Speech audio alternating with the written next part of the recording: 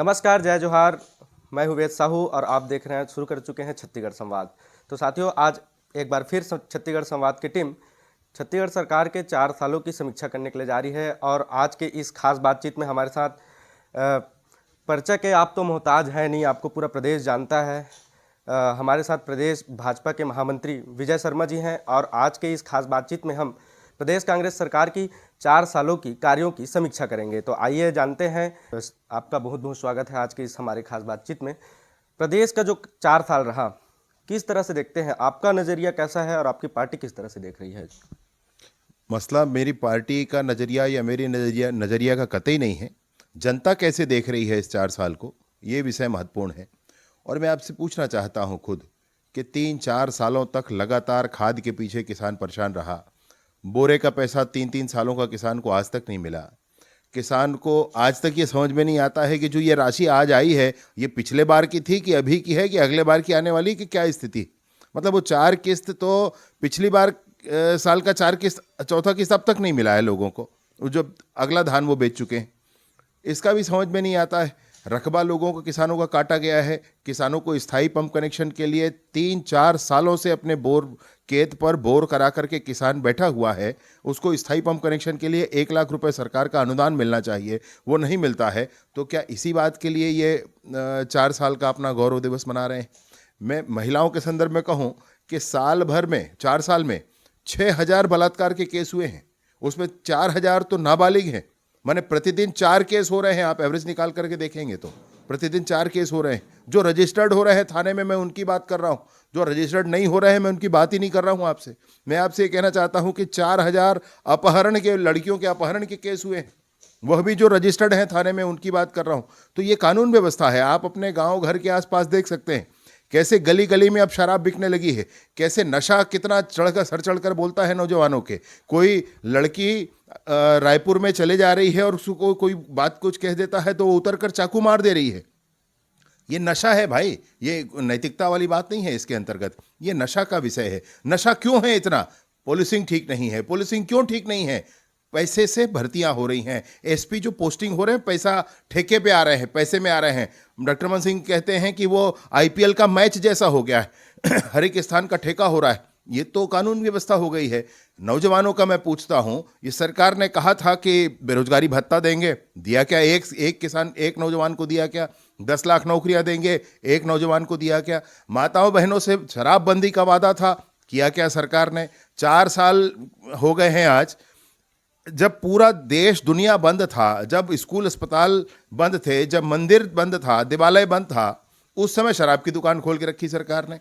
और remdesivir injection तो मिलता नहीं था कोरोना से पीड़ित लोगों को, लेकिन फोन पर घर के सामने शराब लेकर पहुंच जाते थे। होम डिलीवरी करवा दी उस समय सरकार ने शराब की। तो ये शराबबंदी का मामला है जिसके लिए उन्होंने गंगा जल का कसम खाया, उस चीज़ की आपने उन्होंने होम डिलीवरी करवा दी।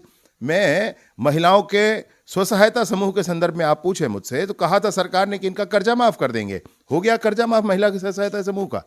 उनके काम छिन गए। जितने रेडी टू ईट बनाने वाली 22,000 महिलाएं थीं, उन 22,000 महिलाओं के काम छिन गए पूरे प्रदेश में। अरे भैया, चाहे जिस वर्ग पर आप बात कर लें, वृद्धों को कहा था कि 60 साल से ऊपर हो जाएंगे तो 1,000 रुपया देंगे, 70 साल से ऊपर हो जाएंगे तो 1,500 रुपया देंगे। दिया क्या किसी को? 1 रुपया बढ़ाया गया किसी का? नहीं, लेकिन जो प्रदेश सरकार कह रही है कि प्रदेश पूरे छत्तीसगढ़ जो टॉप में है सबसे कम बेरोजगारी दर में, 1% से भी कम की बेरोजगारी दर यहाँ पे है। अरे साहब, सुनिए, बिल्कुल कंफ्यूजन क्रिएट करने वाली बात नहीं जो उनको जो डाटा दिया है तो कहाँ से मिलता है?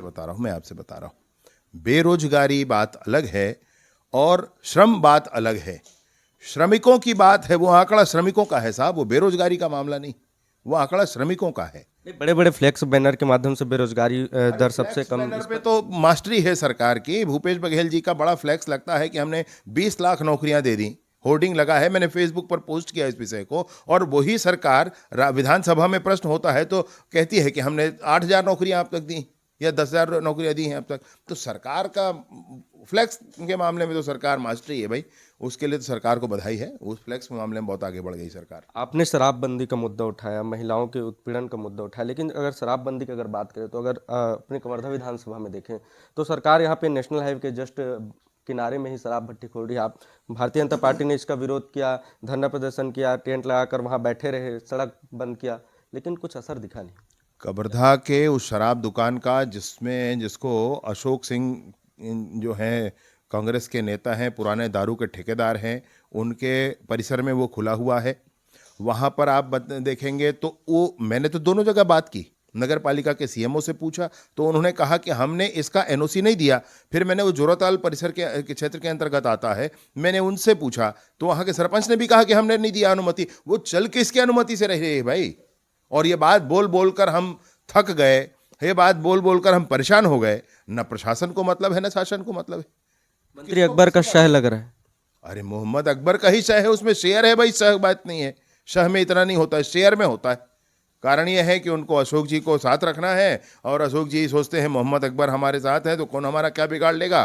कानून का राज नहीं है साहब। मसला यह है, डॉक्टर रमन सिंह जी की सरकार थी, राज कानून का होता था। उनके घर के सामने उनका पुतला 10 बार जलाया गया, उन्होंने कभी एफआईआर नहीं कराया। ये कहा कि लोकतंत्र का यह विषय है, लोकतंत्र के आधार पर ऐसा होता है, लोकतंत्र में ऐसा होता है, विरोध का अवसर होना चाहिए लोगों के पास।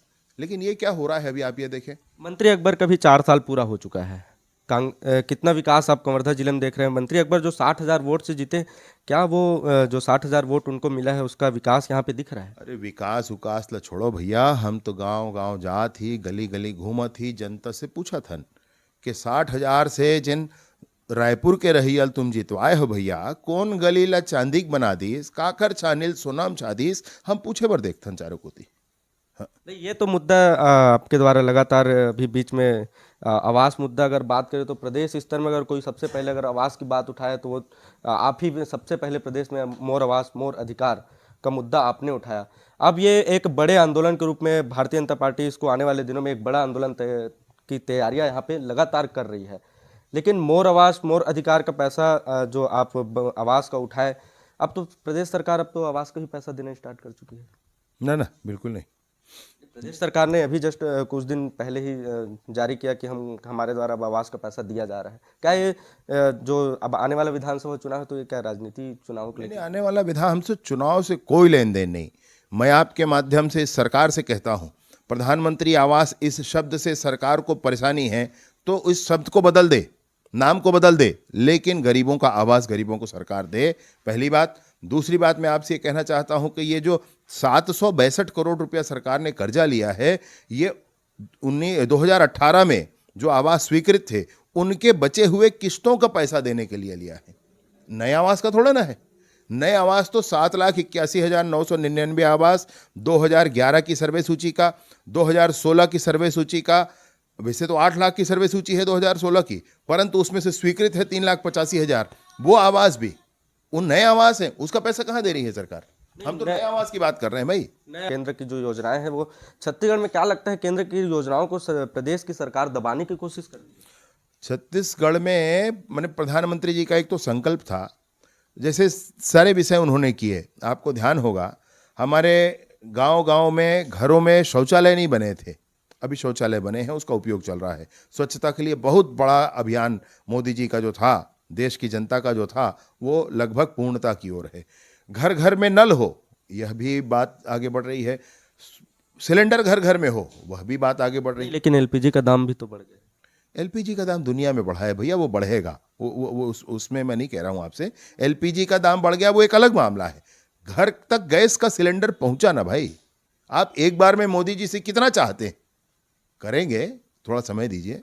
मैं आपसे इसमें ये कहना चाह रहा हूं, वैसे ही हर जितने भी आवासहीन हैं 2011 की सर्वे सूची के, सबको आवास मिल जाए, ऐसा उनका संकल्प था 2022 तक का। और इस संदर्भ में अनेक पत्र जो केंद्र के मंत्रियों ने भूपेश बघेल जी को लिखे, वो मेरे हाथ में हैं, मैं आपको दिखा सकता हूं, परंतु इस सरकार ने उसको स्वीकारा नहीं है। मुझे तो आश्चर्य होता है कि गरीबों के लिए जो सीधा सीधा गरीबों के आवास बनाने का मुद्दा है, उससे सरकार क्यों पीछे हटती है, मैं तो ये समझ नहीं पाता हूं। आप पूरे प्रदेश में बेरोजगार युवाओं की बात उठाने के लिए जाने जाते हैं, लेकिन जो आज का युवा है बेरोजगारी के लिए भटक रहा है दर दर, उनको जो बेरोजगारी भत्ता देने की बात प्रदेश की सरकार ने जो वादा किया था, लेकिन अब तक के बेरोजगारी भत्ता उनको नहीं मिल पाया। 4 साल बीत चुके हैं, रोज आए दिन युवा आपके पार्टी के द्वारा बेरोजगारी भत्ता की मांग किया जाता है, लेकिन प्रदेश सरकार इस पर कोई निर्णय नहीं ले रही। क्या लगता है आने वाले चुनाव में उन लोग फिर इसको मुद्दा बनाकर अगला चुनाव लड़ने की तैयारी करेंगे? हर बात चुनाव पर आधारित नहीं होती है। भारतीय जनता पार्टी की दृष्टि से मैं आपसे कहना चाहता हूँ, हाँ कुछ राजनीतिक पार्टियां, उसमें कांग्रेस भी एक है, उनका हर विषय चुनाव से आधारित होता है। हमारा वैसा नहीं है मसला। इस बात में मैं आपसे ज़रूर ये बात कहना चाहता हूँ कि गौठान खोला गया है गांव-गांव में। एक ठो गाय वहाँ होती नहीं है, आप भी जान रहे हैं, मैं भी जान रहा हूँ। वहाँ पर कोई खर्च दिखता नहीं है, पैरा भी किसानों से लिया गया अभी, वह भी समझ में आ रहा है। वहाँ हर महीना 10-15-20 हज़ार रुपया आता है, वो किसके लिए आता है? नहीं तो लेकिन अब तो चारा की व्यवस्था खुद करा रहे हैं, दूसरों से मांग रहे हैं, मैं वही लेकिन आपसे वो कहना जो चाह रहा 10,000 के आसपास उनको अमाउंट जाता है हर महीने, अध्यक्ष के खाते में जो अमाउंट जाता है, उनके खाते में जाता है कि चारा व्यवस्था करवाइए, पानी की व्यवस्था करवाइए, लेकिन अब तो चारा खुद दे रहे हैं किसान। किसान चारा दे रहे हैं, मैंने पानी की व्यवस्था तो ऑलरेडी वहाँ बोर करवाया गया है, उसके माध्यम से है। और गाय तो है ही नहीं वहाँ पर। अब गाय नहीं है गौठान में, तो वो पैसा किसका चारा बनकर जा रहा है? गाय गौठानों में कम, सड़कों पे ज्यादा दिख रही है, साथ ही जो गौवंश है वो सड़क पर आए दिन दुर्घटना का शिकार होकर उनकी मौतें हो रही हैं। क्या है इसमें पूरे ये समाज जो को चिंता ये जो योजना है वो पूरा विफल नजर आ रहा है। निसंदेह निसंदेह, मतलब ये है कि उन्होंने सब्ज बाग तो बहुत अच्छे दिखाए, उन्होंने एक कल्पना बड़ी अच्छी दिखाई, परंतु उसका अमल नहीं किया है सरकार ने। सरकार गौठानों के नाम पर जो कुछ कर रही है वो हम सब आपस में देख रहे हैं। तो जिस तरीके से गौठान का विषय है, जिस तरीके से अन्य विषय है, बेरोजगारी भत्ता भी वैसे ही मामला है। वो राजीव गांधी किसान युवा मितान योजना इस तरीके से इन्होंने बनाया, उसमें किसको पैसा दे रहे हैं? अरे भैया, ये सरकार ऐसा कर रही है कि गोबर में भी भाजपा का गोबर और कांग्रेस का गोबर ऐसा छांट रही है। भाजपा वाले घर के गाय का गोबर वैसे छांट रही है। मतलब ये तो पैथेटिक है, ये बहुत बहुत लेकिन कष्ट। आजकल तो गौठानों में भी किसानों को बोला जाता है कि 2 दिन 3 दिन पुराना गोबर आपसे नहीं खरीदा जाएगा। हाँ भाई, वही बात है, 2-3 दिन पुराना गोबर नहीं खरीदा जाएगा। जिस गोबर को सरकार खरीद रही है उसका वर्मी कंपोस्ट बनाने का बात कह रही है, तो वर्मी कंपोस्ट बनता ही नहीं है। वो जो बोरा किसानों को 1 एकड़ के पीछे 3 बोरा 300 रुपया के हिसाब से, मतलब 10 रुपया किलो के हिसाब से वही गोबर वापस हो जा रहा है, वर्मी कंपोस्ट नहीं बना होता है। तो एकड़ के पीछे 900 रुपया किसान को फिर लग जाता है। कई किसान तो गोबर बेच के लाखों कमा रहे हैं। मुख्यमंत्री भूपेश बघेल जो अभी भेंट मुलाकात में आए, वहां भी कई देखते हैं कि कई किसान, हमने इतना कमाया, ये किसान आते कहाँ से हैं? मैं बता रहा हूँ आपको, ये जो सरकार है भूपेश बघेल जी की सरकार, ये अडानी की पिछलग्गू सरकार है। क्योंकि अडानी को अभी ने वहाँ पर हसदेव में जंगल काटना चाहा और सरकार ने पूरा अमला लगा करके किसानों, नौजवान आदिवासियों को अरेस्ट करवा करके पूरा जंगल कटवा दिया। वैसे ही उदाहरण प्रस्तुत करती है अडानी की तरह का ये सरकार। वैसे ही उदाहरण प्रस्तुत करती है कि लोगों के बीच एक जन को भगवान जाने कैसे उसने गोबर बेच दिया और इतना पैसा उसके पास आ गया, किस हिसाब से बेचा, और उसको बताती है सरकार। अरे भाई, अधिकतम लोगों को जब फायदा होता है तो कहा जाता है कि भाई योजना सफल हुई। 1-2 लोगों को फायदा होने से योजना सफल नहीं कही जाती है भाई। उनकी जो एक अभी वीडियो वायरल हुआ, एक बच्चा उनसे पूछा कि आरक्षण का मुद्दा हटा दीजिए, लेकिन अब आरक्षण पर भी अब कांग्रेस रायपुर में आंदोलन करने के लिए जा रही है। वो कह रही है कि प्रधानमंत्री नरेंद्र मोदी के कहने पर जो छत्तीसगढ़ की राज्यपाल अनुसुईया उइके जी है, उन्होंने आरक्षण जो लाया गया उस पर साइन करने से मना कर दिया। राज्यपाल जैसे संवैधानिक पद को कांग्रेस जिस तरीके से राजनीति में घसीट रही है, ये दुर्भाग्यजनक है। देर नहीं होगा जब हाई कोर्ट और सुप्रीम कोर्ट को भी कांग्रेस अपने हिसाब से राजनीति में घसीट सकती है। क्योंकि ये जो आरक्षण सरकार ने संकल्प पारित किया है, उसमें तो सबने साथ दिया है ना। भाजपा के विधायकों ने भी उसमें समर्थन दिया है, सारे लोगों ने सर्वसम्मति से वो प्रस्ताव पारित हुआ है। परंतु राज्यपाल जी का जो मैंने पढ़ा अखबारों में, उनका ये कहना था कि भाई इस सस्टेनेबिलिटी कितनी है इसकी, ये कोर्ट में टिक पाएगा कि नहीं टिक पाएगा, ये वाला मामला है। और इसके लिए उस पर चिंतन हो रहा है। इसके लिए समय देना चाहिए सरकार को, इस तरीके से नहीं करना चाहिए। इस बात की हड़बड़ी है भाई सरकार को। आरक्षण जैसा मुद्दा है, सही ढंग से लागू हो जाए ताकि चलता रहे, इतना समझना चाहिए सरकार को। कवर्धक राजनीति किस तरह से देख रहे हैं? जो पिछले साल 3 अक्टूबर की बात करें, इस बार भी 2-3 महीना पहले जो कवर्धा में विवाद हुआ, बार बार जो कवर्धा में, और लगातार कांग्रेस की ओर से ये निशाना साधा जाता है कि भाजपा ही धर्म की राजनीति कर रही है, भाजपा ही धर्म के नाम पे लोगों को लड़ाने का काम कर रही है। क्या लगता है? नहीं, 3 अक्टूबर वाला जो कवर्धा का मामला था, उसका राजनीति से तो कोई लेन देन है नहीं। वो सभी ने देखा है क्या हुआ है। वो एकमात्र नहीं है, आपके पौड़ी में भी ऐसी घटनाएं हुई हैं जिसको आप जानते हैं भली भांति। तो मसला वैसा नहीं है। मसला ये है, मैं आपको बताऊं एक बात, मोहम्मद अकबर कवर्धा के रहने वाले हैं नहीं, वो कवर्धा में आए और उन्होंने 60,000 से जीत दर्ज कर ली। अब 60,000 से जीत दर्ज कर ली तो बहुत सारे लोगों का दिमाग फिर गया। उनको ये लगा कि बस अब हम ही सिकंदर हैं, बाकी से कोई मतलब ही नहीं है, बाकी सारे बंदर हैं। तो उन्होंने जो जी चाहा वो करना चाहा, और कवर्धा में जब जो जी चाहा करना चाहा तो प्रतिकार समाज का होता है।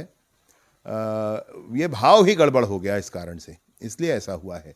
उसमें राजनीति का कोई लेन देन नहीं है। और भाजपा के ऊपर ने ये तोहमत को लगाने वाले खुद ये सोचें कि तुष्टीकरण की राजनीति करते करते उनका पूरा कालखंड बीता है, उन्होंने शासन किया है देश पर, और भाजपा पर ऐसी बात करते हैं। हम तो वो बात कहते हैं भैया जिसके लिए हमारा मामला बिल्कुल स्पष्ट है। राम मंदिर की बात भारतीय जनता पार्टी ने कही और हमारा बिल्कुल स्पष्ट स्टैंड है, भाई बनना ही चाहिए, क्यों नहीं बनना चाहिए, और उस पर हम दुनिया में किसी से डिबेट करने के लिए तैयार हैं।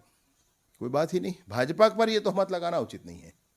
ठीक, ये तो जो आपने कहा कि भाजपा किसी प्रकार से इसमें राजनीति और तुष्टीकरण की नीति नहीं करती, लेकिन जो कांग्रेस का जो काल रहा है, हम 4 साल की समीक्षा ही कर रहे हैं इसमें, जो कांग्रेस का 4 साल रहा और आपका जो 15 साल रहा, कि कांग्रेस का कहना है कि 4 साल में उन्होंने 15 साल को पीछा कर दिया। 4 साल में उन्होंने इतना विकास किया कि 15 साल उसके सामने कुछ नहीं है। आप कौन से गांव के रहने वाले? मैं पौड़ी का रहने वाला हूँ। आप अपने गांव के बीच चौक पे खड़े होइए, चारों तरफ नजर दौड़ाइए, और ये बात मैं आपके लिए नहीं कह रहा हूँ, ये बात जो इस वीडियो को देखेंगे मैं उन सब के लिए कह रहा हूँ। और उसके बाद हिसाब लगाएं कि कौन कौन सी चीज कब कब किसने किसने बनवाई है। 10% भी अगर गांव में काम, 5% भी अगर गांव में काम इस सरकार का दिख जाए तो आप मुझसे कहना। हर एक सरपंच परेशान है। सरपंचों ने एक साथ सम्मिलित होकर हड़ताल किया, ऐसा कभी नहीं हुआ था इतिहास में, वो अभी हुआ है। क्योंकि एक काम नहीं है सरपंच के पास, भाई 15वां वित्त का पैसा जो केंद्र से आता है बस वही है, उसके अलावा कोई पैसा नहीं है। आप अपने गांव में कल्पना करके देख लो ना, ध्यान लगा के देख लो ना भाई। कल मैं एक गांव में गया था, वहां सारे निर्माण कार्य जो कुछ भी दिखे वो सब भाजपा की सरकार के दिखे। अभी अच्छा ठीक है, इस सरकार को 5 साल हो गया, हमारे 33% तो निर्माण कार्य इस सरकार के दिखने चाहिए। मैं नहीं कहता हूं, मैं बिल्कुल मान रहा हूं कि 15 साल में और 5 साल फर्क आएगा, लेकिन अगर उसी रफ्तार से चलेंगे ये सरकार तो 33% इनका दिखना चाहिए। 5 साल के हिसाब से 25% दिखना चाहिए। दिखता ही नहीं है तो आप क्या बोलोगे उसको? निर्माण कार्य ही नहीं हुए हैं, उन प्रगति के कार्य ही नहीं हुए। उनका एक और वादा था कि बिजली बिल हाफ करेंगे। लगातार आपके द्वारा सोशल मीडिया में, फेसबुक में डाला जाता है कि आप लोगों के पास जाते, ग्रामीणों के पास आप मिले, उनके घर में जाकर उनका रीडिंग चेक करते, लेकिन अगर बिजली बिल देखें तो उनका बहुत ज़्यादा आया है। लोग बिजली बिल बहुत ज़्यादा आने से परेशान भी नज़र आ रहे हैं। लगातार आपके द्वारा ये भी मुद्दा उठाया गया। क्या भैया बिजली बिल हाफ और भाजपा साफ, ऐसा कहा इन्होंने। भाजपा तो हार गई, जनता ने भाजपा को नहीं स्वीकारा, भाजपा के विषय को नहीं स्वीकारा, और भाजपा ने कोई झूठ बोला भी नहीं जनता से। इन्होंने झूठ के पुलिंदे के आधार पर सरकार बना ली। अब कहाँ है बिजली बिल हाफ, कोई बताए मुझे। कैसे बिजली बिल हाफ करने के स्थान पर बिजली बिल तो 2 गुना, 3 गुना, 4 गुना होकर आया भाई। अभी तो 2-2 महीने का एडवांस हम ले रहे हैं करके कुछ भी राशि लिया जा रहा था। आप ध्यान देंगे कि बिजली बिल हाफ कहा, और जब भी अभी आंदोलन हुआ, मैं भी पीछे खड़ा रहा, जनता का आंदोलन हुआ, बड़ा आंदोलन हुआ, तब सरकार ने 3,42,000 लोगों का बिल, बिजली बिल में जो एडवांस लिया था वो वापस किया। लेकिन बाकी लोग आज भी परेशान हैं। अभी हम एडवांस ले रहे हैं, कहते हैं 2 महीने का, क्यों लेंगे एडवांस? एडवांस तो दिया ना लोगों ने, जब उन्होंने ये किया हुआ है, जब कनेक्शन लिया तो एडवांस दिया हुआ है। हर एक डीसी में पूछेंगे आप तो 5 करोड़ 10 करोड़ रुपए एडवांस लोगों को रखा हुआ है वहां पर। तो क्यों और ले रही है सरकार? तो चुनाव के लिए पैसा इकट्ठा कर रही है सरकार? नहीं, अब ये तो तंत्र का पैसा है, ये नहीं जाता है चुनाव के लिए। पैसा इकट्ठा तो सरकार ने कोयला के घोटाला में किया है। चुनाव के लिए तो पैसा इकट्ठा हर एक राइस मिल वाले से पैसा लेने में इकट्ठा किया है, उसकी अलग कथा है। कभी फिर आपके साथ बैठेंगे तो बात होगी। बहुत बहुत धन्यवाद, आपने हमारे साथ इस खास बातचीत में समय दिया। आप इतने व्यस्त रहे, आपने समय हमारे लिए निकाला। तो इसी प्रकार हम और समीक्षा करते रहेंगे 4 सालों की। हमारे साथ जो आज प्रदेश भाजपा के महामंत्री विजय शर्मा जी ने हमको जो समय दिया, उसके लिए आपका बहुत बहुत धन्यवाद। तो छत्तीसगढ़ संवाद देखते रहिए, साथ ही चैनल को सब्सक्राइब जरूर करें। बढ़िया, बहुत तेज पत्रकार हैं।